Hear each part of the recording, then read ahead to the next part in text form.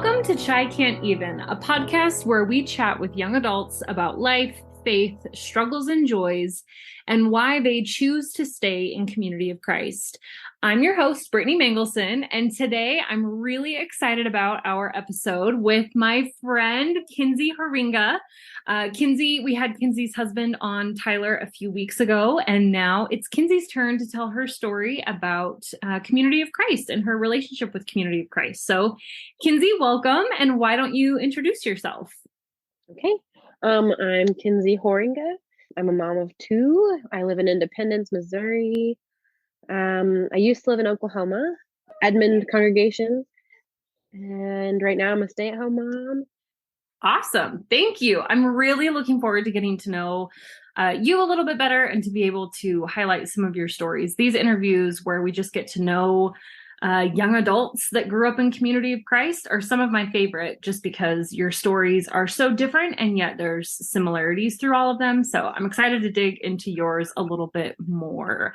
So let's get started just kind of at the beginning. Did you grow up Community of Christ? If so, did you attend camps? Was your family involved? Just kind of tell us about your upbringing. Okay, yeah. The Edmond congregation I went to, we've been in the church for a while, my family has. So my grandparents went to the same congregation, and it's just a big family thing. And so, and I grew up going to reunions and camps, and that's all been very, very, the camps were especially meaningful to me. And I enjoyed having, in Edmond, we had a small congregation, and they really were my church family. So growing up, it was a very small church. And at the time, it was mostly I mostly just remember male sermons. I still feel like women in the priesthood was still newish. And, it's just it takes a while for it to grow out. Because at one point, I was going to church with my aunt and uncle as well. But then once it hit Oklahoma, they left the church. And so that was sad. I missed going to church with my aunt and uncle and my cousins. But yeah, I was sad that they left. We're a very tight-knit family who would go to CC's with my dad's parents and his brother and my aunt and the cousins. So they were two boys and we were two girls. And we would have so many debates about roles of women. And I didn't realize how much I was fighting for women, because we would have fights like, oh, girls can't do this. We're like, yes, they can. Girls can do, just as much as boys can, and blah, blah, blah. And I feel like in some ways it was related to them leaving the church. Like it felt like that kind of went together. Do you mind me asking, did they leave over women's ordination? Like, was that a hang up for them? Yes. Okay, so your family was conflicted on that reality of Community of Christ. Mm-hmm. In your congregation, how was that tension? Did you, as a little girl growing up, did you feel like a second-class citizen, or were you nurtured and mentored by leaders kind of equivalently to the young boys, or how was that experience? So I feel like the patriarchy was still very much the head. I was nurtured and loved by the women in the congregation and by the men. It felt like the patriarch still lingered very much. But my grandma was one of the first women to get ordained in our congregation, and encouraged my mom to be ordained, to answer the call, because somebody had said she was calling and she didn't know how she felt about it. And so I feel encouraged in that way, but it did feel, it was still very conservative. I didn't know a lot about the world until college. Fair, and I feel the same way. So did you go to camps at all, or did you ever go to World Conference as a kid, or were you ever exposed to the larger church as a child? Yeah, I actually did Conference Kids 2000, I believe, because I think the thing was Vision 2000. That's what I remember. So I was Conference Kids. with my sister. And then, yeah, we went to camps, that were the Oklahoma camps and everything like that. And after high school, they had an international IYF in Thailand that I got to go to. And that was amazing. I got to meet different kids from over the United States, which was cool because I hadn't really done that before. And then people from India and Sri Lanka. And it was just cool to actually be in a different country, meeting with people that have the same, they're the same community of Christ as us. And yet they have different cultures and all that kind of stuff. It was very eye-opening. It was amazing. It quite changed my life. At the time, I was in a really bad relationship, and my friend Priya, who became my friend, she's from India, and she was to have an arranged marriage soon. And in my brain, like, we learn stuff about other cultures, like just tidbits and stuff, and you're like, oh, that's probably back in the day. They probably don't have arranged marriages anymore. And to learn that was still happening, and how it worked out. Her aunt was there, and she had an arranged marriage, and her arranged marriage had worked beautifully. It was rough at first, she said, but then it worked out, and it was good. But just to realize the privilege that I had to choose and to say, you know what, this is a horrible relationship I'm in. I have the power to get out of it. I should. It kind of empowered me to feel my own power and get out of it. That was a pivotal moment for me because I definitely felt stuck in that relationship. Wow. So I've done a fair amount of these interviews before, and I've never heard a story like that. So that, like, in a very, very real way, how being confronted with a different culture made you analyze yourself and realize the ability that you were empowered, and that experience empowered you and caused you to act and make a different choice for yourself.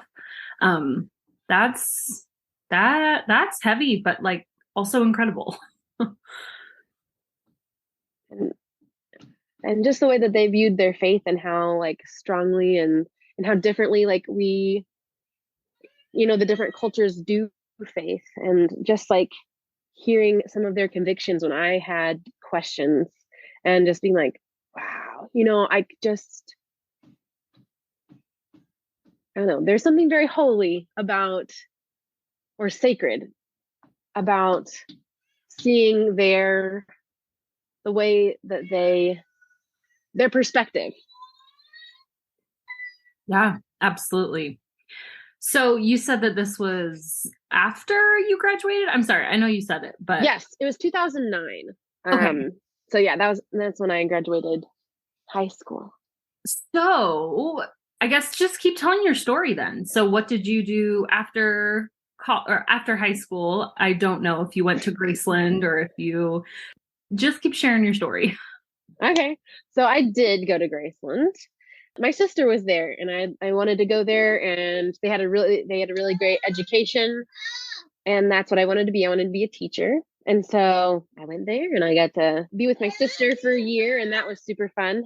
College was a huge change for my religious perspectives and my world perspectives as well, like at the start, because I was definitely more of a black and white person at this time. And, you grow up with certain things, and your parents are doing their best and wonderfully, and they teach you these things to help you grow and nurture you. My parents are great. Love them. But there's just like these things that you get to learn by knowing other people and saying, oh, like sometimes, or alcohol is like a big no in our family. And so just like meeting people and then realizing that they also drink, and that I love them, and that they're not like these horrible people, so like that. But so that's where like the little worldview comes in. But there was a program called Community of Christ Leadership, CCLP program. Yeah. And so I was a part of that. And oh man, just the classes that we got to take. Tony and Charmaine blew my brains out in a good way. So instead of taking the Bible literally, I started to think about the context. And so I took Old and New Testament with them. I actually sat in on I think Old Testament is the first semester.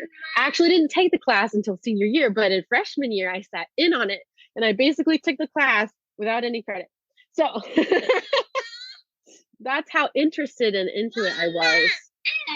And so just opening it up and to like just expanding my horizons completely, and being surrounded by other people who had, like, that's where I met Emily Rose and other people who had a significant amount of influence on my journey spiritually.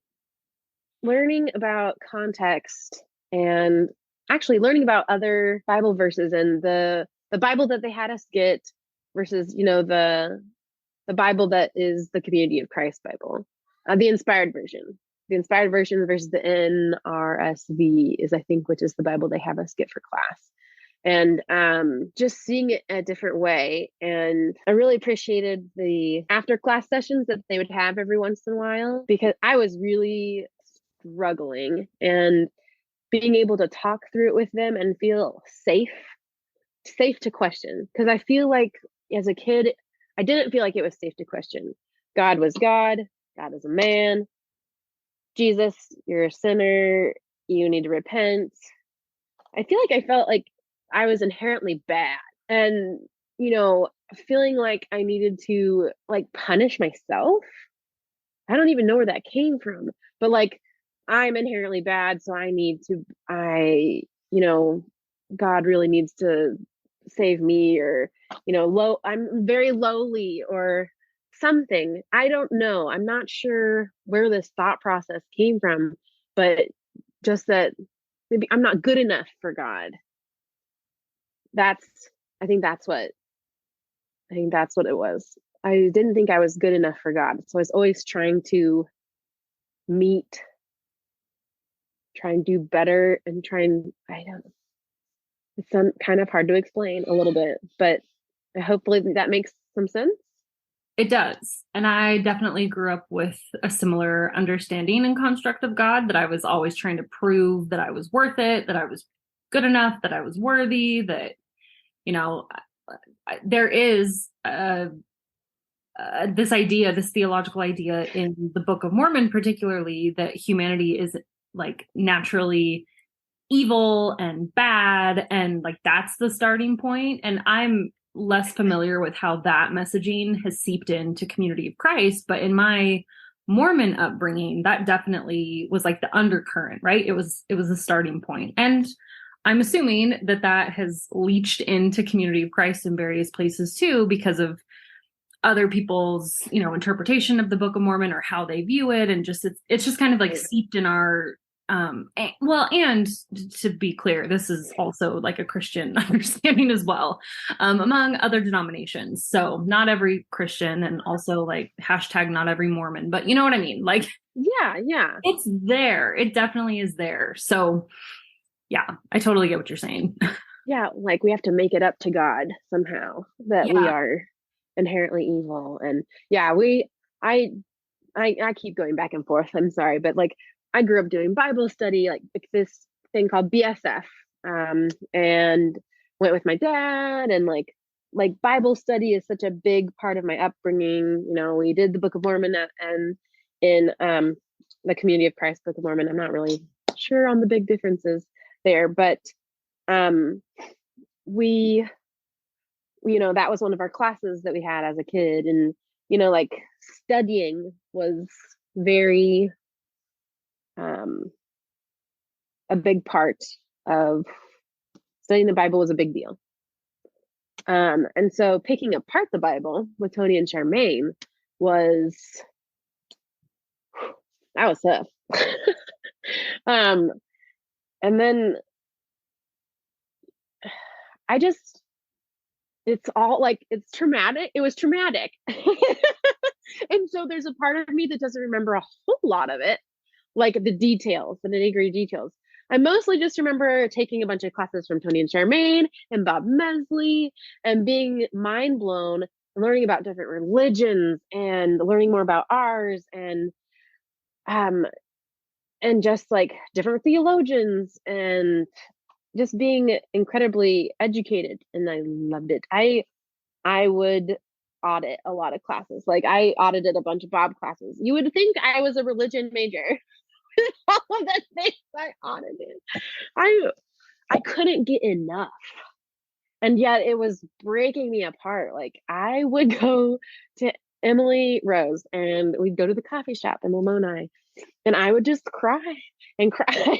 And she would let me in and be like, I don't want to be reincarnated. I don't know what I believe. Like that's like the one thing I was like, I don't know if what if I don't believe Jesus was like a like the Son of God? What if I just believe he was a prophet? Like, because I see value in these other teachings, like they're very similar. All of these different religions have similarities and they have the golden rule and they have value. And I want to uphold that value and I appreciate the things that I can learn from these different religions. But then there is this other half of me. So I feel like I'm a person that's cut in two. I have this half of me that believes in a more liberal thing. And then there's this other half of me that can't seem to let go of the old, like, will I go to heaven if I don't believe that Jesus? What if I believe that Jesus didn't raise again? Like, I am I going to hell? Am I sending my children to hell? Like, there's this fear that is within me that is a driving force. And then there's this other part of me that says, God is love. God is cast out fear. And yet there's this part of me, like, it's hard to get rid of. It's hard to say, okay, I don't have to, because fear God was a big thing growing up, to fear God. And it wasn't explained well because I definitely feared God, like scared of God. When I think it was supposed to be an awe of God, being in awe instead of fearing God is going to come down and smite me and be like, well, I'm going to genocide your people because you just really messed up. You know what I'm saying? So it's like sometimes I find myself going, oh, am I teaching my kids the right thing? But what is the right thing? I mean, and sometimes I still struggle with is, and I hate, it's like it feels bad to say it. I feel dirty to say, like, did Jesus rise from the dead? I don't know if that matters to me. I don't know if did Jesus die for the cause of love and for pursuing justice? Yes, definitely. Do I believe in his teachings? Yes. Do I believe that we should look out for the little people and grow and stretch ourselves and say, okay, what does society say is the outcast? And how can I approach them and say, you are not an outcast. You're beautiful who you are. You are loved. You are important. And bring them in with open arms, no matter if they're drinking, a sex worker, if they're homeless, if they're, whatever the diversity is, LGBTQ plus. It's just like any diversity, skin color, and just I'm supposed to love them, even if they believe in having more guns and I don't, and that scares the crap out of me. I need to be a loving person and say, I love you for where you're at. I love you. And it's okay that we have differences, and it's okay that we are in two different spaces in almost two different worlds. Because that's what I think Jesus was about. Jesus was about connecting us all, even though we are the poor, the rich, and everything in between, and saying you need to love each other. You have commonalities, and you should celebrate each other's differences. That's what Jesus is for me. Whether I do believe he rose from the dead or not, that is my belief of Jesus and that God is love. And so Emily helped me because I even cried to her once about Easter. I was like, but I love Easter. I love Easter. And so what if I don't believe this anymore? And she's like, well, what do you love about Easter? And I was like, well, the hope that it brings, that there is the hope of something new and maybe forgiveness. I'm not sure if that's the right words, but just, there's hope, there's goodness, there can be new life. That's what it is, new life. We can try again. We can make things new in different ways. We can become a new creation. That's kind of where that I was going with that. That's like one of my big struggles is like whether should I say stuff like that out loud. Also relatable. I will say though, you hit on some really, really important points during that part of your story. And I think that it's so interesting because, you know, in Community of Christ, there is not one way to think about things, right? There's not, we have core theology. We have a center identity of who we are and what our message is. But within that, there is room for cultural interpretation of how your congregation, how your ministers, leadership, deliver that good news, right? And so in an area that might, I don't know, I mean, down south in Oklahoma, there is a lot of evangelical influence. And so I'm assuming that if you went to, Bible camps and things like that, like maybe they were pulling curriculum in from other places, or maybe you were attending other denominations, Bible camps and stuff. So like you're getting all of these messages that, kind of seep into you as a young, impressionable kid. And then you go to college and you meet Tony and Charmaine and they're like, let's put all these scriptures in context. And you're like, wait a second. Like it is in a way a faith transition or a crisis of faith or, some sort of evolution in your personal theology. And so I think it's really, really important to like not forget that part of your story because it has made you who you are. And then I'm assuming, and we can talk about this in a little bit, but has informed your current day discipleship and how you teach your kids, right? Like, I know for me, I want to start them at a different starting point than I had as a kid. So it's like, okay, all of that baggage, how much of it can I leave behind and just start at a clean slate from this new starting point with this new understanding of context and justice, and what does the message of Jesus actually mean if it's not a resuscitated corpse and I'm not firmly comfortable with that idea, or if you are, like what does it mean if that's your theology, right? So I think anytime that we change our beliefs, it's really important to give ourselves grace and then continue to be open-minded of really where God is going to continue to lead us. So thank you for sharing that part of your story. It was absolutely relatable to me, and I know is going to be relatable to a lot of other people. It definitely felt like a death of something. Yeah. Like everything had come out from under me, but I also felt that my root kept me afloat. I felt like whether what my small congregation in Edmond believed or not, I had love there. They loved me. And I had been raised in love. And so that's, if I can not know anything else about God, I just know that love is the root. And that's like the only thing that I know for like, no, deep in my roots. It's just like, that's what everything taught me. Even if I don't keep everything that they taught me, because I appreciate them and where they were and where they're at and what they taught me to help me get to that space. And I love them for loving me and holding me up and accepting me into the community, And so I think that kind of the kids song about it, like, oh, now I can't even remember. Good. But like the wise men song about build your house upon the rock or whatever. And I was just like, the rest of my house is falling down, but I am rooted in love, and that's all I've got. Like, that's all I know to believe. And so, but I took comfort in their love for me and the love of Christ that they showed me. Yeah, that's a beautiful way to frame that instead of, I know there's a lot of people that reject church or religion or their upbringing or whatever, and they're very resentful about it. And they, it drives wedges between communities, between families, between neighbors, all the things. But it seems like you have a very grace-filled response of acknowledging that foundation, although might be theologically a little bit different, from where your beliefs today, but that foundation was love. And it was that love that carried you through.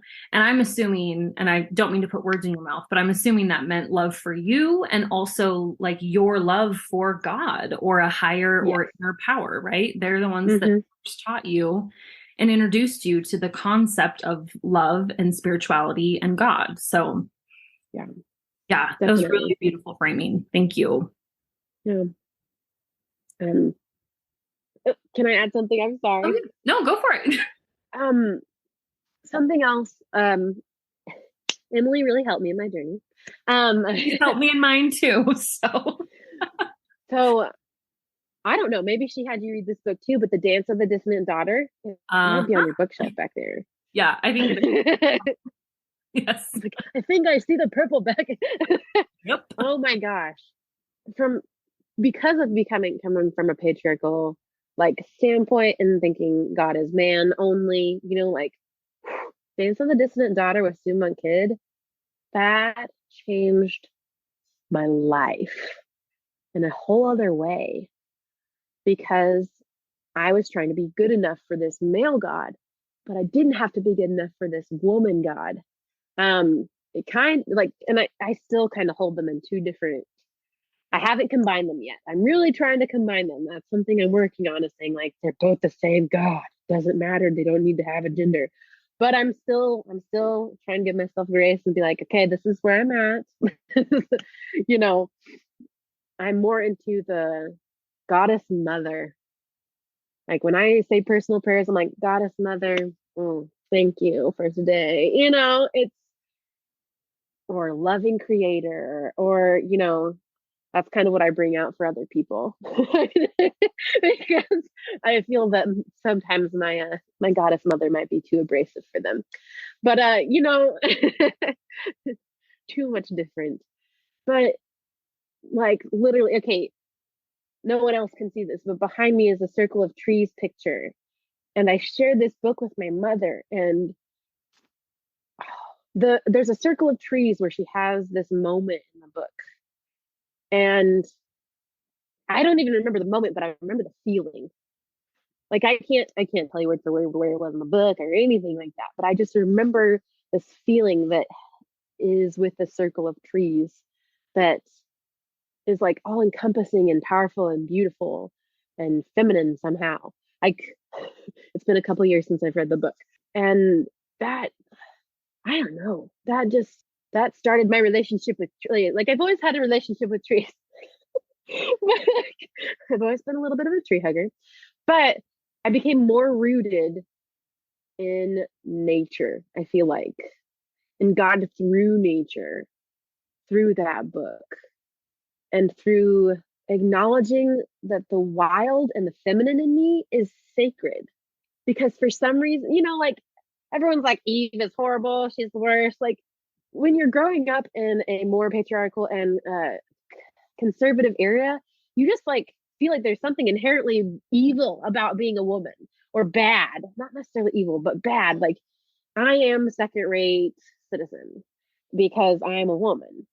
And it's not even something you technically comprehend until later. You're like, oh, I believe this because of that. And seeing that being female wasn't a bad thing. There's feminine, and there's femininities in God. There's a sacredness to being who I am and trying to accept. I felt like I could accept who I was more, because I felt like finally God accepted me for being a woman, because God could be a woman, and it was just a very profound moment to realize it was okay to be me, that I did have worth. It felt like a huge moment when that book just was very life-changing. And then sharing it with my mother was even, because I could see the change in her too, and so that was, I don't know, that came to my brain, and I just wanted to share that because it's just beautiful. having a period isn't a awful thing to hide. And there's like, it talks about your period in the book. And so I'm sorry if that makes people squeamish, but there's like a shedding, and how that there's a shedding of life, and like it's all a part of nature, and this is the nature that God created. And I don't know. It just made me feel like it was okay to be me. Like, it's okay to have a uterus. I don't know. It is okay to have a uterus. Yeah. I think I just felt like a second-rate citizen until then. And then it just was like, I do have value. So I don't know. Not that anyone ever said to me, you don't have value, you're a woman. It's just like the subliminal underlying messages that we get from the world, from everywhere, that are just like, Yep. Absolutely. I know 1,000,000% what you're talking about. And I had very similar experiences with that book as well. Especially, because again, the default of God traditionally is always male, and the narrative around the story of Adam and Eve, like you said, it's that Eve was so bad. And even, if it's like, oh, but she made an impossible choice, and but like there are narratives that try to turn that around that are still umbrellaed under a patriarchal lens. And we don't need more of that. We need to blow through that lens and really reimagine what these texts and just what our concept of God is doing to like real people on the ground. Real people in the pews, little girls that are getting messages. I absolutely grew up with similar rhetoric about my body and about the shame that I should inherently have because I was a woman. And that impacted so many aspects of my life. And to be frank, still does. Because like you said, like that old conditioning still pops up every now and then. And I think all the time, like, ooh, and now, now I have 2 girls that are almost 13, 2 daughters, and I'm having to check myself constantly that I'm not passing down. And I know that I'm not perfect either. So that I'm limiting the damaging rhetoric that I pass down to them, right? And I don't let my insecurities and my religious baggage, be imprinted on them. Like it's something that I have to actively fight against literally every single day. And it comes up in ways that impact women more than they impact men, like modesty or, just sexuality. Like I could talk about this all day long. There's so many things. And actually, I agree. I've talked about it on the podcast before. Yeah, it's a lot. It is a lot to deconstruct. And so I understand completely what you're saying. It's interesting because like, I'm so scared because I have 2 boys and I'm like, I don't want them to objectify women. I don't want them to do this or that. But what if they like men? That's fine. And then I'm like, it's like a spiral of feeling out of control to wanting them to be the best them and to it's overwhelming to try and be like, I want them to understand consent. I didn't even know about consent. Like no one ever taught us about consent back in the 90s. Like, you know what I mean? It was just like, don't have sex, have a purity ring. Like that's where I come from. I had a purity ring and, and that's where it comes from. And so like, I know this is like really off topic, but I don't even know how to approach sex. Yeah. I don't know. Like my brain just says no sex before marriage. That's the right thing. And then I'm like, well, but is it? Like, that's a whole new topic. I'm sorry.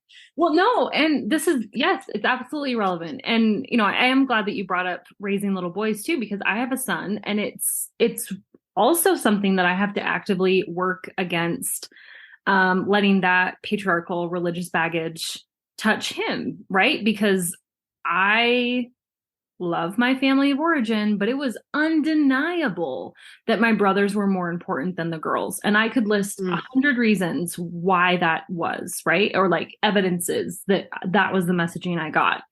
Yeah. And so I'm like very, very, very sensitive to it. Whereas, my husband's just like, well, yeah, just treat them all equally. And I'm like, but I just, and like, it's so much harder for me because if I see my daughters, doing more around the house, like I just lose it. I'm like, Grant, you know, like you got that. And then I'm like, okay, but he's also younger. And like, so yeah, it's totally completely understandable that all of these messages just get wrapped up in the trickiness of raising the next generation. And I mean, we're doing the best we can, and hopefully we don't mess it up too much, but they'll do better than we did. And the cycle continues.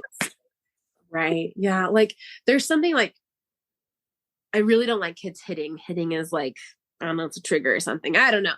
But like when my kid hits a girl and that like, boom, it's like 10 times like the anxiety, the upset. And I'm just like losing my shenanigans. And I'm like, calm down. They're not trying to be like meanies, you know, but it's just like, oh no, they hit a girl. Like, yeah, it just, sometimes it feels like the end of the world. And you're just like, why am I here? Because I don't want it to get to where, oh, I'm better than girls. Like we went to pre-K this year and we had some interesting changes with Quentin. Pink is for girls. And I said, no, pink is for everyone, you know, because I'm trying to raise my kids to be who they truly are. I don't want ever them to feel ashamed about anything, whether they are straight, gay, bi, trans. I don't care. I want them to feel loved and accepted for their sexuality. If they're asexual, if they, you know, all of the things. And, you know, and then the world starts saying, this is for girls. Girls are better than boys. Like, it's just, it happens at school. And you're just like, I don't know. How do you stop? You can't stop it. That's the problem. And so it just feels out of, you know, and it feels out of control. And like, I have a bazillion books about strong women and I try and collect more and more all the time and read it to them, like African-American strong women. And like, just, she persists, and boys that dance, and like, we need more diversity in that area so that they can learn that to love everyone. Like, you are the most privileged, like, to know that my kid is a white male, possibly cis, you know, they have the most privilege of all. And how do I help them walk through life with a understanding, kind heart for the Lord that is compassionate and yet can be a good listener, and all this stuff that we put on like ourselves. And I just have so much anxiety about that. That is my complete anxiety, like every day. How do I help a compassionate children? That is my goal for them. Like, and they have beautiful hearts already. And I'm just worried that the world's going to crush it. You know, because it kind of crushed me because I've been there, done that. I don't know. I'm sorry. You're not my therapist. But it's absolutely what these interviews are about. I mean, not therapy, but getting to the nitty gritty of how living discipleship and being able to model what does healthy masculinity and healthy femininity. And when I say healthy, I mean like that it's not a binary, and that we can bust through those cultural expectations, and that we don't have to carry around the patriarchal structures and baggage and expectations that, you know, our generation was just given. As was the generation before that and the generation before that. And, you know, how do we be the ones that break those cycles, but break them open into more compassion and more love? Like, these are all the questions that I'm wrestling with as well. And we just take it one day at a time. Yep. Hope we're doing an okay job. Amen. Yeah. But I guess that brings me to some other questions about, you know, your involvement with Community of Christ and how that has impacted like parenting, or, you know, where you are today as far as like skills you have, or communication, conflict resolution, that kind of stuff. Like, just how has your discipleship in Community of Christ formed you? And obviously we're moms, so onto your family structure. So right now I am a part of a congregation that's merging. So we had this thing called Impact. And before COVID killed us. We were doing this really cool thing. Like, I thought it was super cool. Like, different people would be in charge and they would bring their way that spoke to them spiritually. Like, maybe one Sunday it would be a discussion. The next it would be arts and craft. Like, we'd paint, we'd make cookies for the teachers in the community, or like exploring different facets of God, and in all the ways that we could explore expressing God, being outside, being inside, singing.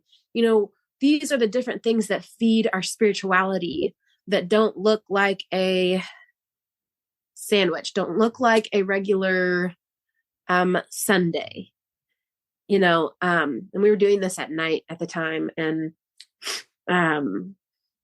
it was like 10 times easier because I only had one kid. And literally I could just let them walk around and run around, and other people would be like with them, or whatever. Like, I didn't feel stressed out. It wasn't a chore to go to Impact. Like, right now, church is kind of a chore, which stinks, because what should church look like for my kids? I don't know. I want it to be more like Impact was, but also trying to meet the needs of everyone else as well, who still feel that a sermon is the most beautiful thing ever. And I love sermons, but I also just wanting like a combination of more ways to express spirituality. That's been really moving me lately. I feel like I'm trying to like answer all the questions in my head all at once. I feel like Graceland introduced me to a lot of different people and opened my eyes. At that point, so in that point in my life, I thought I had never met someone who was gay or whatever, or anything. And I met John. And, being queer was never talked about in my family. There's just some things that were never talked about. And so meeting someone who's queer and meeting, we had international students, meeting people who are from Pakistan and were Muslim, and learning about all these different religions, I feel like gave me a more compassionate and understanding heart, to where when it came time for our US conference that we had about the LGBTQ plus community, and whether we were like, I can't remember what it was called, but it was just the US, because other countries struggle with this and people are murdered, and not that they don't get murdered here, but you know what I mean? Do you remember what I'm talking about? The US conference? Was it just the US conference? Yeah. National conference. Thank you. Yeah. National conference. Thank you. I'm sorry. Sometimes I get hung up. I have ADD. And so sometimes I just get hung up on stuff. I'm like, good. You're good. And so at national conference, I don't know, something was stirring within me, and I was able to, because at that point I was like, it is time. We need to change. We need to move and grow. But I was able to hold space for the people who didn't agree with me. I don't know if it's because people at Graceland like held space for me in my, like, I feel like it was modeled for me. People held space for me in my time of great struggle and great confusion and unknowingness. And so I feel like through learning from them and holding space for me, I feel like that helped me to learn and grow, to hold space for others. And there was this one man who was just really struggling. He just kept going in and out, and he had vocally talked about how he just didn't understand, and he felt like he was being separated from the church, and that or it was something he didn't understand, and he was verbally against it, and yet very saddened and confused, and this great compassion came over me, and I felt like I needed to hug him and tell him that I loved him. And so one of the times when he came back, I said, "Can I hug you?" And we did, and I said, "I love you." And I don't know, it was like a learning moment for me, as well as a moment where I felt like God's compassion had given, like, it was definitely spirit led. It just felt like the utmost compassion I had. My heart was breaking for him, for his struggle. And he needed my love and support too. That's what it is. So he needed my love and support where he was at. And I still needed to love and support my friends in the queer community. And I just feel like it was a learning moment. And that's kind of been the thing that I go back to, because these last years with certain people in charge in the United States has been crazy. It has felt like a roller coaster of madness and just so much hate and anger. And it breaks my heart. And I've definitely felt calloused at times, where I just, like, there's just parts of me that never want to watch TV ever again. Or not just like the news. I never want to turn on the news. And that's horrible because I want to be informed, but I'm not informed because I don't watch the news. And then it just hurts so much to see all of this pain and horrible, horrible way that we interact with each other. And it just gets me.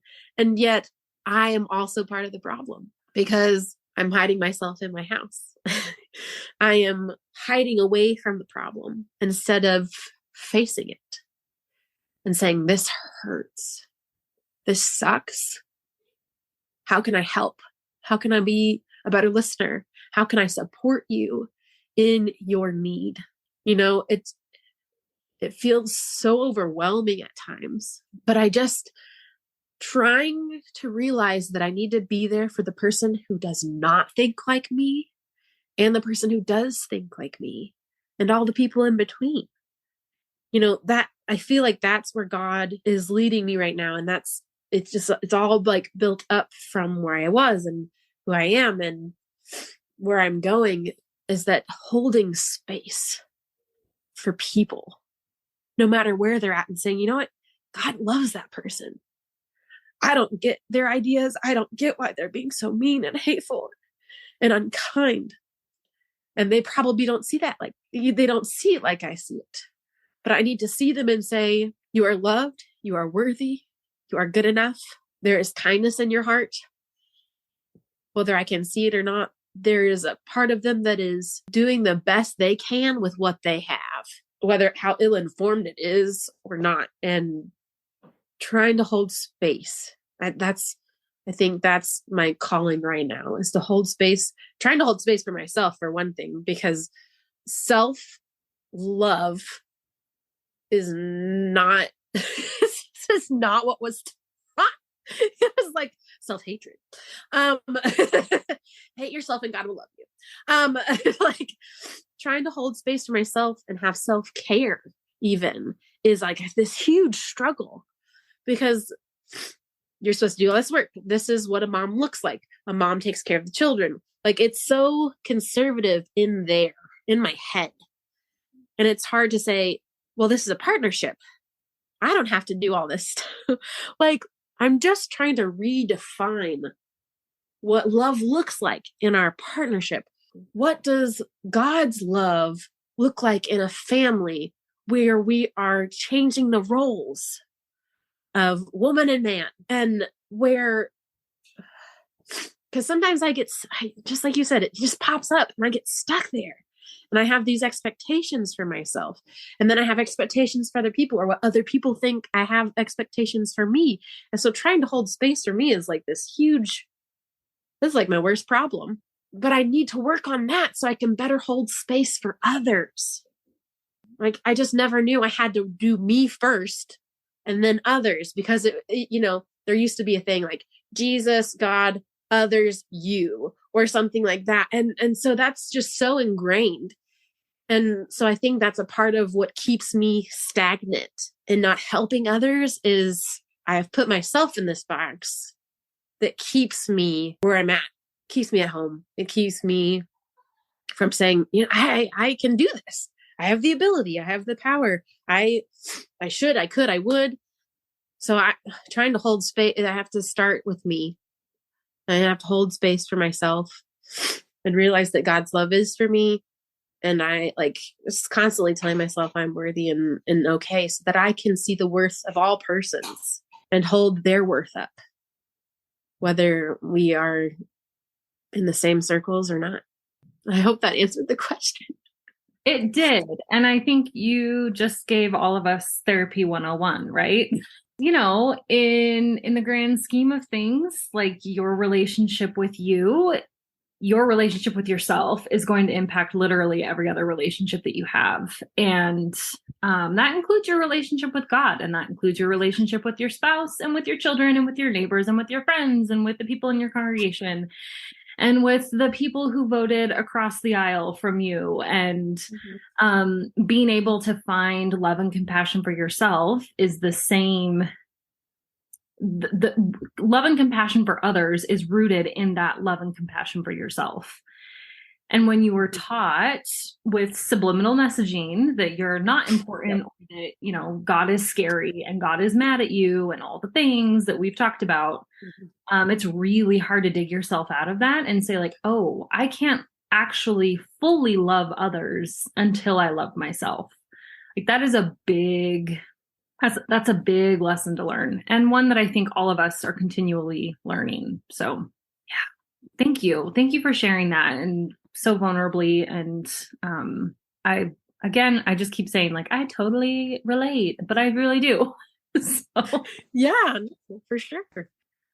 Okay. So let's just talk about like religion in communities today. Like, so, I mean, you already kind of answered this question, but like the frustration and the tension of like wanting a community for your kids that keeps them active and involved and engaged. So I'm wondering what you see as far as like the benefits of organized religion, even if it doesn't look maybe how we would want it to all the time. And then, you know, what keeps you active and involved in Community of Christ particularly? And then how can we just continue that into the future? So I find value in the community, and I want that for my kids. I enjoyed growing up in a community where it was multi-generational, and I could go to Wednesday nights and hear people's testimonies. And I feel like I learned a lot and I heard more about life. I feel like Wednesday night was more of a church for me than like anything else, you know? And like me and my sister were like the only freaking kids there, but it was the relational part, having relations and getting to know the person and seeing how God impacted their life. That for me is what I want for my children. And I want them to not like, I don't want this to be like just a young person's church or just an old person's church. Like I enjoy the intergenerational. I feel like I learn from older people and younger people and kids. Like kids are teaching us all the time, man. And I want that diversity for my children and for me. I want diversity. The relationships keep me going because there's a lot of times where I'm just like, I don't want to go to church today. I don't. I'm going to have to keep my kids quiet. I'm going to have to stress out about whether they're being too loud. Can I keep them in one spot? Right now, it is more of a chore to go to church than it is a joy, other than seeing the smiles when older people see my children and, you know, my children interacting with them. And like before and after church, it's like I come for before and after. I mean, there's good stuff in the middle too.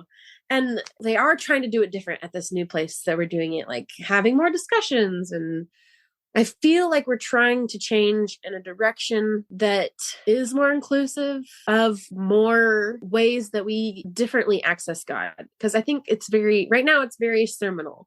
And this is the way that we do it. This is how we get to God through, you know, I'm not sure how to say it properly, but realizing that we all worship and feel God in different ways. Some people go outside and just listen. Some people meditate. Some people read and do study scriptures. And there's just so many different facets and pathways to God. Oh my gosh, Charmaine, love her. I love Tony too. But like one of the most eye-opening things that she ever did for me is, I don't even remember what it was. I don't know if it was a class or just something I went to, but she talked about all the different religions and how they're all pathways to God. And I was like, that's like everything. That's it. Like we all have different pathways that we get to God. We all have different things that like resonate with us differently. Like music really gets my heart, and conversations like this, like are spiritually, like I'm being fed by talking to you and knowing that you have the same struggles and not feeling alone in this. The relational part for me is what really just like charges me up. And so wanting to share that and show that we can do that in different ways. I'm ready to try new things and yet keep I'm ready for an intermix of things, because there's things that I find very beautiful about the older way to worship. You know, I enjoy hymns, and, you know, I do enjoy the occasional sermon, because that is like it's like a personal testimony in itself, but it's also like, it's a combo of things. And so it's the relationships that keep me in community of Christ and our belief system, and that I can have different beliefs than everybody else in the same, you know, I enjoy the freedom within our community to believe other things than other people and yet say, I love you. I don't care. It's fine.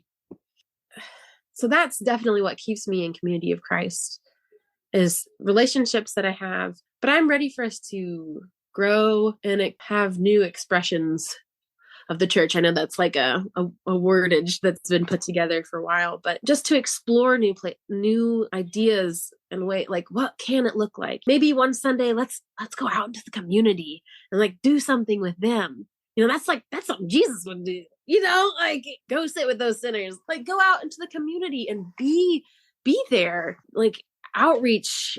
I get pumped about all those different things, and that's what keeps me here, is that I see that we can move into different ways of doing it, and that we will eventually. I see a lot of, and I'm hoping that, you know, we can figure it out, because I'd really like something a little different. And I know that having to keep your children quiet at church definitely keeps a lot of young adults away. It's hard work. It's hard work. Sit down, be quiet, you know, and it was easier back in the day because, you know, you got a SWAT and you'd shut up and sit down. Gentle parenting wasn't a thing. Holding your feelings wasn't a thing. Oh, I know. This would work out better, but it's not how I want to parent. So how do you gentle parent and have your children express their feelings and be who they are and have them be a part of the church? And I want them to know that they're valued, that even as 5 and 2, they have worth in the church and that they bring something to the table. Because they're like, sometimes I still feel very small. I'm 32. And sometimes I still feel like this little girl off to the side going, ooh, I don't know if I can share or if I could do this input because I'm just a little girl, or, you know, I'm this young person. So I don't have much pull, or not pull, but like say, like I don't have much to offer because, you know, the older people are in charge. Sometimes I feel so small. Do I have, you know, what, you know, can I offer this up? Will they just laugh at me for that? You know, this is a good idea, but maybe it's not the right time. Is it ever the right time? So just trying to have confidence as well as feeling like I can truly be a part of the community and wanting my kids to feel that way. Well, I think that you also just touched on a lot of things that I've heard a wide variety of millennials talk about this. It's almost like the passing of the baton, right? This idea of like, okay, we're supposed to raise the next generation of the church and also get, you know, the baton of like leadership roles and camp directors and things like that passed on to us at the same time. And I get that like every generation has gone through this, but we are in an era right now where churches everywhere are shrinking and people are walking away from religion. They don't have the same pull. Religion doesn't have the same pull as it once did. And so on top of all of this, we're trying to figure out why we're sticking with church and why we should convince other people to stick around with church. And it's like, okay, there's a lot on our plate. So Yeah, I definitely hear that tension in just about every one of these interviews that I do. So if you didn't realize already, know that you're not alone in this feeling. Yeah. And some places, like, because before I had kids, there's a church that tried to, like, they were trying to be amazingly awesome and have, like, get the young adults, like, really into it. But it was like, I felt like they were trying to put me in charge of everything. And I was like, I feel overwhelmed. Like, it's either they're trying to get you to do everything or nothing. There's not a lot of in between. So, oh, will you be in charge of this? Will you do this? Will you do that? And I'm seeing a little bit more of the in between, but it just felt overwhelming. And I was like, I closed off and I didn't participate at all because I felt like this overwhelming, like, anticipation of what it could be and what they wanted it to be. And I was like, I don't know if I can make that happen. I don't know if I can be some miracle worker and get all these young adults to come to church. Like, it just felt very overwhelming. And then, so it kind of made me back away and be like, running away. But I want to be in it. I want to be in it. I want to be a part of it. And I do want to invite other people back to church, but I want church to look different. So it's hard to invite them when church doesn't look different yet, in the way that we can feel free to be ourselves and yet having a spiritual experience. No, I think you're making absolute sense. And honestly, this kind of brings me to, one of my last questions is, what is your hope for the future of Community of Christ?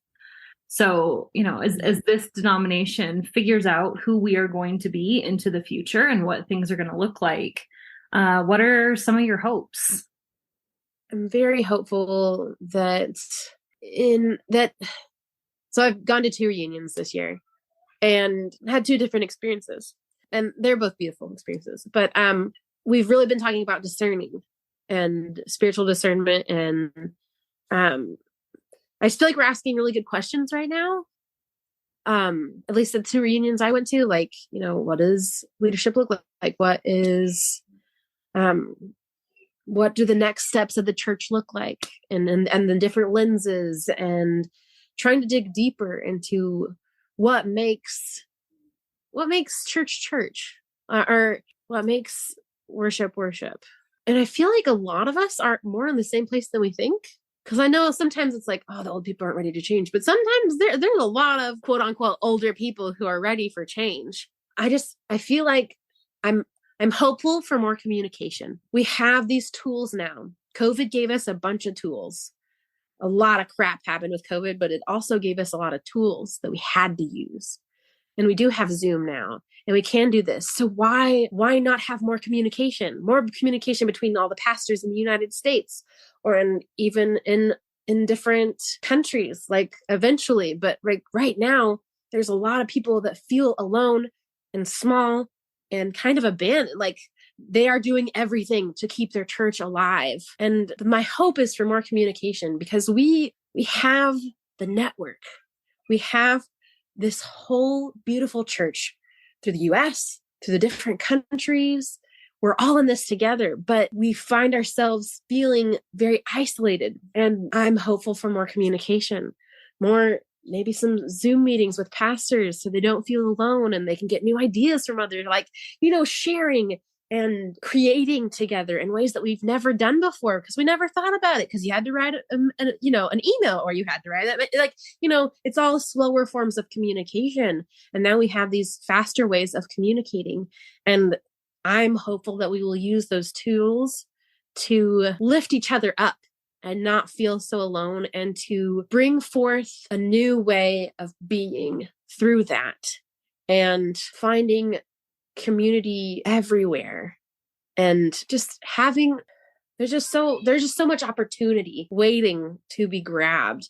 And I'm so hopeful that there's more communication and more interconnectedness of the church, where we talk to each other. We ask, people from Oregon or Utah or wherever, like, have you have a sermon in Oklahoma on Zoom, or you have us do a spiritual practice in Oklahoma on Zoom, or something that you're passionate about, coming to us at different places and really seeing each other for who we are and saying, I'm going to try something new. I'm going to explore this pathway and really just be present. And I feel like that starts with communicating and being more vulnerable with us, taking away the shame, the underlying shame of a lot of things. I feel like there's a lot of shame. And so we don't talk about things. When we don't talk about things, we give them power. We give them so much power. And I want us to talk more. I want us to talk about people who've had abortions, people who are gay and queer, people who are alcoholics, and like just things that are like somewhat taboo in our society, like or in community of Christ. And just like, not that any of those things are necessarily taboo, but like they've been made black and white when there is gray. And I want us to be more open and compassionate towards that. And that is my hope, that we will say, instead of going, oh, she had an abortion, and just going, boom, wrong, not considering where she's come from or what happened to lead to this. There's always more to the story. There's always a human suffering behind a choice that you think might be wrong or right, or there's human suffering and human need and want for love. And we need to just be more open and vulnerable so that we don't feel alone. Because half the problem is we feel alone. Like I didn't know I was queer until like 20, 30 something. I don't know. It feels like I just found out. And I'm married, and it feels weird to share that. And a lot of people don't know that about me, that I'm pansexual, and a lot of people don't know what pansexual means. And so I'm just like, well, it's kind of like bi, but not really. I'm not trying to have a coming out story on here, but I'm just like, there's these things that we don't talk about and that are shamed. And so we disconnect, and I'm ready for more connection. I'm ready for more transparency, for us to talk about losing children and like, having miscarriages. And there's just so much. Yeah. There's just so much that we could be doing and talking about, and making less of a shameful thing if we talked about it and said, yeah, I did this. I'm not happy about it. Or I did this and that was the right decision. Or, does that make sense? No, it absolutely does. And I think what you're describing is a very authentic community where folks can come together without shame, in vulnerability, and just be themselves and know that they're loved. And it kind of brings me back to the things that you were talking about at the very beginning of just like getting to know a God that accepts you for who you are and everything that means. And if we can get a community to reflect that God, like that's the goal, right? Like that's Zion. That's the ultimate, that's like the arrival of where we need to be as a human race. And I think that, it can get really overwhelming because there's a lot of indicators that we have a ton of work to do. But the more people start having these conversations and admitting, I also think of the Me Too movement and how that got people talking. And we need more movements like that, more conversations that just bring out the humanity in each of us, because that's how we're going to connect to each other. And if we can learn how to accept each other in all of our stuff, that's going to reflect in our theology as well. So yeah, you're saying good stuff, my friend. You are saying good stuff.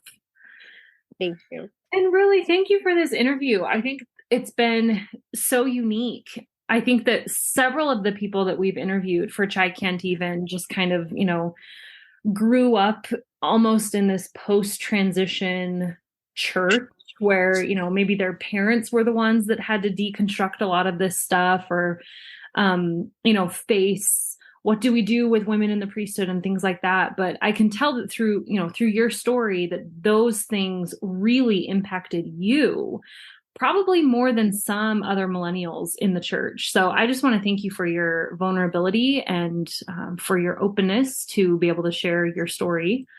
I definitely don't want to leave you hanging without making sure that you got everything out. So usually I just end these by saying, is there anything else that you would want to say, or any final thoughts before we wrap up? It's really easy to talk to you, so I hope you know that. I want you to know that. I Good. feel like I just want to keep talking to you and talking to you. Like, and I mean, we could do that. I don't know. There's like things I'm like thinking about, but I'm just like, is it relevant? I don't know. Just to add on, just like, and I feel like we need to talk about things like sexual assault and sexual abuse and stuff, like to bring it to light, because I didn't even, like, to be honest, growing up, like sexual assault is, the definition for me is rape. That's pretty much it. You know, like we aren't taught what is sexual assault. It's anything that you didn't give consent to. And it's like, I just found that out. We need to talk about these things in a safe space, in a community where we feel loved and accepted, so that we don't hurt the next generation in not talking about it and not saying that is an abuse right there. If they say no and or they give you a look or something, that means no. What is consent? And like, what does it look like? I just want to be able to talk about that in these communities so that other women and men do not have to feel isolated and alone and ashamed or like, it just all kind of ties together. But for me right now, I'm stuck on sexual assault because the more people know, the more they can do. The more we can do as a community to say, oh, this really is a problem. People don't know it's a problem unless we talk about it and say, yeah, this happened to me. They go, oh, you know, we don't think problems are happening in our community until someone says, this has happened to me. The problem is out there somewhere, not in our community. You know, it feels far away when I want us to realize that it's right there. And that's why I want more openness in community. Like, let's talk about this. Yeah. More transparency and all of that, because we're suffering in our own congregations and we just don't talk about it. Again, holding space for us, holding space for that congregation, heal that congregation, and we can better go out and help others and hold space for them. It just all kind of loops around in my head. Yeah, absolutely. And I think that, you know, this goes along with what you were saying before. And if we can show up and tell our stories and be in a loving community that is going to actually not only hear, but validate our stories, you know, and then allow that narrative to transform our community and to say, like, it stops with us and no more. And we are going to do things that actually protect the worth of all persons and have that be our new starting point, I think is so important on a variety of topics. But yeah, these places, like you said, these conversations that we just don't want to talk about. And, like you said, not talking about it gives it more power. So to destigmatize, to de-shame, and to just be able to show up for one another in actual sacred community, I think is always the goal. So thank you. Yeah. Anything else? That was it. That was on my mind. Okay. No, I'm really glad that you shared it. And yeah, your story has been great, and I really appreciate you sharing it, and you know, how open and authentic and honest you've been. So thank you so much. Thank you so much for asking me, and thanks for listening.